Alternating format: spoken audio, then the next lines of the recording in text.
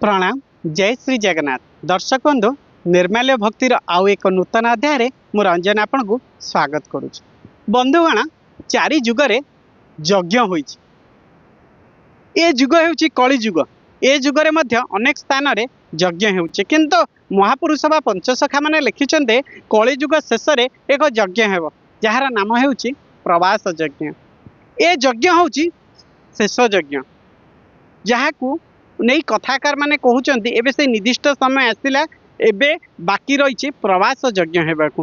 तेबे प्रवास यज्ञ संपर्क में महापुरुष बा पंचसखा माने कौन लिखिचंती ए संपर्क में जानिया पई आम टीम आसी पहुंची जाइछि जाजपुर जिलार हरिहाट पड़िया देवगिरी निकट रे एवं आम निकट रे सौभाग्यवशत एबे अछंते ए पीठर पीठाधीश्वर बाबा हरिहर दास। आज्ञा प्रणाम जय श्री जगन्नाथ। बाबा कौन कहे चारि जुगरे यज्ञ होइतिला तेबे कली जुगरे मध्य अनेक स्थान रे आमे देखिछे दैनंदिन यज्ञ होउछे किंतु मालिका कथाकार माने कहउचंती कली जुग शेष रे एक यज्ञ हो जा नांटी होछि प्रवास यज्ञ। तेबे प्रवास यज्ञ केबे हेबो एवं केउ स्थान रे हेबो ए संपर्क रे मालिका रे बा महापुरुष माने तंक भविष्य मालिका रे कोन लिखिछंती। जय गुरुदेव जय पंचसखा जय जगन्नाथ। बाबा आज जो प्रश्नटी पचारल माने चहलै देला भलिया कथाटी कहल जे कि जड़े प्रश्न कले अनेक लोक आपको शुणती शुणिक अनुभव करती सत्य सत्य केते किंतु ये जो प्रश्न महापुरुष मैंने बहुत लिखिं कलिर शेष समय महायज्ञ हम जो महायज्ञ हम से बलदेव आ जगन्नाथ ये दुई भाईंकर ये यज्ञस्थली कार्यक्रम अच्छी यज्ञस्थली भितर तेणुक जिते प्रभास यज्ञ होता से तो जानी कृष्ण केमी सब कृष्णमय होता तेणु ये जो जगार महायज्ञ हम से महायज्ञ पीठटी केमी स्थिर कर जो चारि जुगर जो यज्ञ कुंड सब अच्छी से चारि जुगर कुंड आगे से जगह होता दरकार जो आमर पंचसंगाकर 5 कुंड आउ वेद कुंड ये सब कुंड जदि से जगह आगु हो से जगह महायज्ञ हम आ महायज्ञ हम बोली प्रमाण देते जिते बड़े माने आमर जोग बारेणी पड़ो जोग बारेणी तेबे जोग बारेणी कौन जिते बड़े दु बारेणी पड़े बारेणी पड़े एमती किसी बुड़ भी पड़ता आम प्रयाग बुड़ पड़ता तापर जोग बारेणी गोटे पड़ा जे कि आमर यही पाख निकटस्थ 3 नदी संगम जोटा कि महापुरुष लिखिं जिते जोग बारेणी पड़ो तापर महायज्ञ हम जोड़ी जोग बारेणी पड़ो ता आगे सेमती जगह अच्छी जे कि जोड़ी लक्ष लक्ष घोड़ा टापू चिन्ह थी किंतु आगुरी ये जगार घोड़ा बंधा होते से आमर खड़गपुर अच्छी खड़गपुर ये पाखे जो माने होता बुड़ जे कि आमर जोग बारेणी बुड़ पड़ूला से पाखे माने अच्छी गजेन्द्रपुर माने गजार हो रोते ये जानुवे ये जगह गोटा विषम जगह न होते गजसेना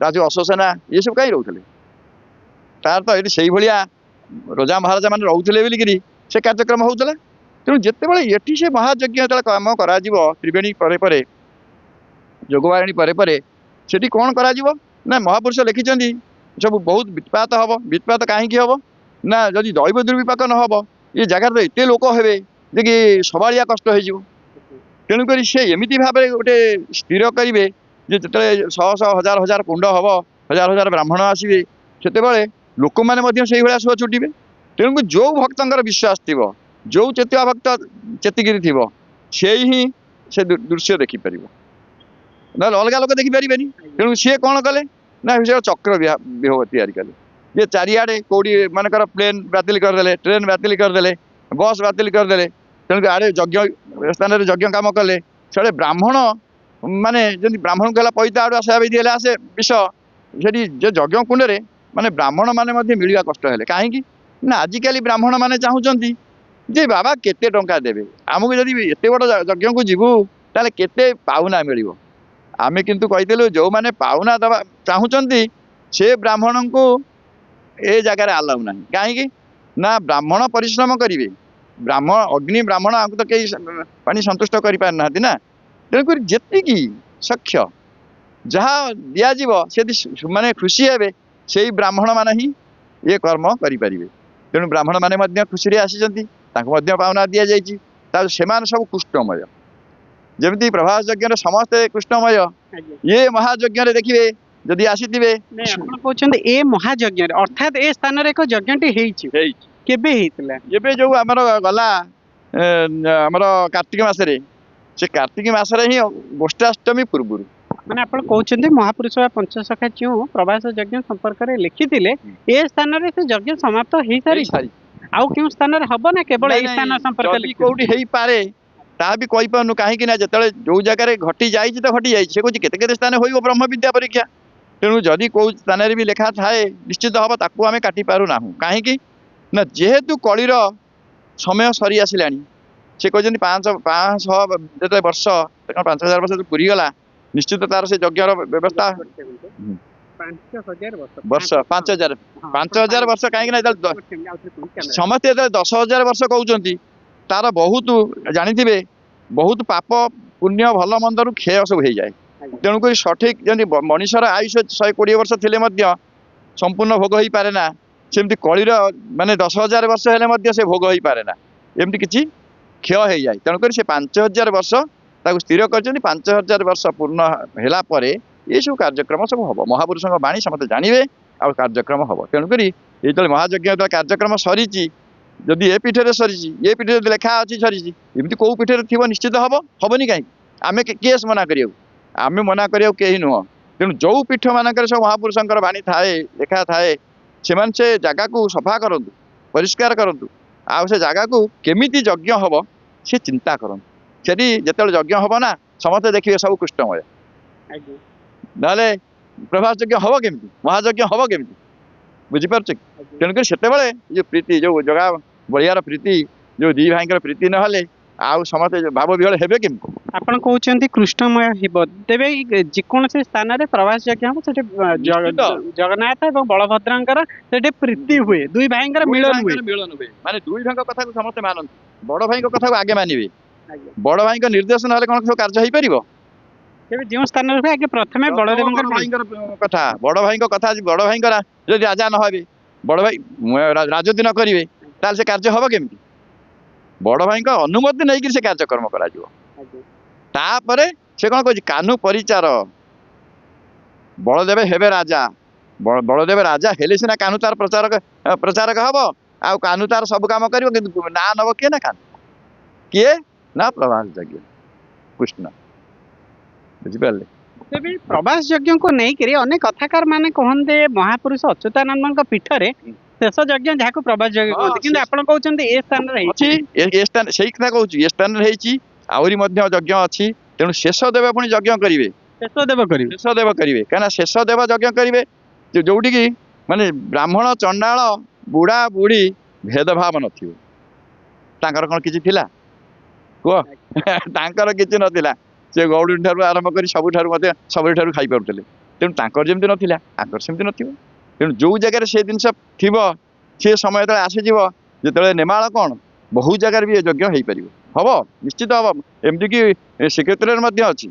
ଶ୍ରୀକ୍ଷେତ୍ରରେ ଅଛି, କଣ ପ୍ରମାଣ ଅଛି? ଶହ କୁଣ୍ଡ ନ ହେଇପାରେ, କିନ୍ତୁ ଶ୍ରୀକ୍ଷେତ୍ରରେ ମଧ୍ୟ ଲୀଳାଖେଳା ଅଛି, ଅଠନଳାରେ ମଧ୍ୟ ଯଜ୍ଞ ଅଛି, 11 ଦିନ କାର୍ଯ୍ୟକ୍ରମ ଅଛି କୋଉଠି? ଶ୍ରୀକ୍ଷେତ୍ରରେ। ଶ୍ରୀକ୍ଷେତ୍ରରେ। ତେବେ ନେମାଳରେ କେବେ ହବ ସେ ସମ୍ପର୍କରେ କଣ ଲେଖା? ନେମାଳରେ ଯେ ପୀଠାଧୀଶ ଅଛନ୍ତି ସିଏ ଉଣ୍ଡାଳିକି ଦେଖନ୍ତୁ। ନେମାଳ ଯୋଉଟା ହେଇଥିଲା ଆମର 13 ଦିନିଆ ଯୋଉ କାର୍ଯ୍ୟକ୍ରମ, 13 ଦିନ କାର୍ଯ୍ୟକ୍ରମ ତ ହେଇଯାଇଛି। ନେମାଳରେ ପ୍ରବାସ ଯଜ୍ଞ ସରିଯାଇଛି। ଯୋଉ 13 ଦିନ କାର୍ଯ୍ୟକ୍ରମ ଯୋଉ ଜଳ ଯଜ୍ଞ ହେଇଥିଲା, ସେଇ 13 ଦିନ ଯଜ୍ଞ ହବାରୁ ତ ଅଶ୍ଵ ମିଳିଛି। ସେଇ ଅଶ୍ଵ ତ ଆଜି ଯାଇକି ହରିଆଟ ପଡିଆରେ ଯାଉଛନ୍ତି, ଆସୁଛନ୍ତି, ବୁଲୁଛନ୍ତି। ଏବେ ବି ଦେଖିବେ 3-4 ଅଶ୍ଵ ବୁଲୁଛନ୍ତି ସେଇ ନେମାଳ ପୀଠରୁ। ସେଇ ନେମାଳ ଯଜ୍ଞରୁ, ସେଇ 1 ମସିହା ଯଜ୍ଞ ଠାରୁ ତ ହରିଆଟ ପଡିଆରେ ଯଜ୍ଞ ବୁଲୁଛନ୍ତି ନା। ଆପଣ କହିଲେ ହରିଆଟ ପୀଠରେ ଅଶ୍ଵ ବୁଲୁଛନ୍ତି, ଅଶ୍ଵ କଣ ଆସିଛନ୍ତି ନା ଅଶ୍ଵ କେଉଁଠୁ ଆସିଥିଲେ? ଅଶ୍ଵ ସେଠି ଯେତେବେଳେ ଆମର ନେମାଳ ପୀଠରେ ଯେତେବେଳେ ଯଜ୍ଞ କରାଗଲା, ଜଣେ ଆମକୁ ଦାନ କଲା ଗୋଟେ ଅଶ୍ଵ। ସେ ଅଶ୍ଵରୁ ଆମେ ଆଉ ଗୋଟେ ଆଣିଲୁ, ଆଉ ଗୋଟେ ଆଣିଲା ପରେ ଛୁଆ ହେଲେ, ସେଠୁ ବଢିଲେ, କେତେ ବିକ୍ରି ହେଲେ, ତାପରେ ଚାଲିଲେ, ପୁଣି ମଧ୍ୟ ଦାନ କରୁଛନ୍ତି ଲୋକ। କାହିଁକିନା ତାଙ୍କର କଣ, ଏବେ ବି ଜଣେ କହୁଛି ମୋ ବାବା ଗୋଟେ କଳା ଘୋଡ଼ା ଦେବି, ଏରେ ଆମେ ରଖିପାରିବୁନି, ଦବୁ କଣ? ସେଇ ଗୋଟେ ଧଳା ଘୋଡ଼ା ଏବେ ଜଣେ ଦେଇଛି, ତା ଯୋଉ ଏଇ ନାଲି ଅଛି, କଳା ଘୋଡ଼ା ବି ଅଛି। ତେଣୁ ଘୋଡ଼ା ଏଠି କମୁନାହାନ୍ତି, କାହିଁକିନା ଆମର ବୟସ ଅନୁସାରେ ମାନେ ଗାଈ ରଖିବା, ଘୋଡ଼ା ରଖିବା, କୁକୁର ରଖିବା, ଏଇ ଯୋଉ ପଶୁ ପକ୍ଷୀ ସବୁ ସମ୍ଭାଳିବା କେତେ କଷ୍ଟ। କାହିଁକିନା ସମସ୍ତଙ୍କୁ ସୁଚାରୁ ରୂପେ ଖାଦ୍ୟପେୟ ନଦେଲେ, ଆଜିକାଲି ମଣିଷ ମାନଙ୍କୁ ଘର ଭିତରେ ଯଦି ଟିକେ କୋଉଠି ଅସୁବିଧା ହେଇଯାଉଛି, ସେମାନେ ରାଗ ରୁଷା କରୁଛନ୍ତି। କିନ୍ତୁ ଏମାନେ ରାଗ ରୁଷା କରୁନାହାନ୍ତି, କିନ୍ତୁ ଏମାନଙ୍କର ଏତେ ଶ୍ରଦ୍ଧା, ଏତେ ଭକ୍ତି, आसीथिबे देखुथिबे कुकुर माने जा होउछन। दर्शक बंधु आपण दीर्घ समय धरी देखुथिले बाबा केते स्पष्ट भाव में कहूतिले कलिजुग शेष समय रे महापुरुष जो लिखुतिले प्रवास यज्ञ संपर्क रे अनेक स्थान रे से यज्ञ समाप्त हो जाइछि जहाँकि बाबांकर बयान थिला एवं आगकु मध्य अनेक स्थान रे हेबो जेहेतु महापुरुषंकर बाणी रे लेखा अछि एवं केउ केउ स्थान रे हेबो ताहा मध्य से किछि कथा कहिले एवं किछि कथा गुप्त रे रखिले। तबे दर्शक बंधु आज तो समय जाइछि आजिर बाणी को एठी विराम दबा पूर्व प्रतिथर परि आपण मानकु अनुरोध आपणकर सुचिंतित मतामत निश्चय देवे कारण आपण सुचिंतित मतामत को आम प्रत्यय करी आग को आउ नूतन नूतन स्थान को जाई नूतन नूतन वीडियो प्रस्तुत करी आपण निकट को आने को आम सक्षम हेबो।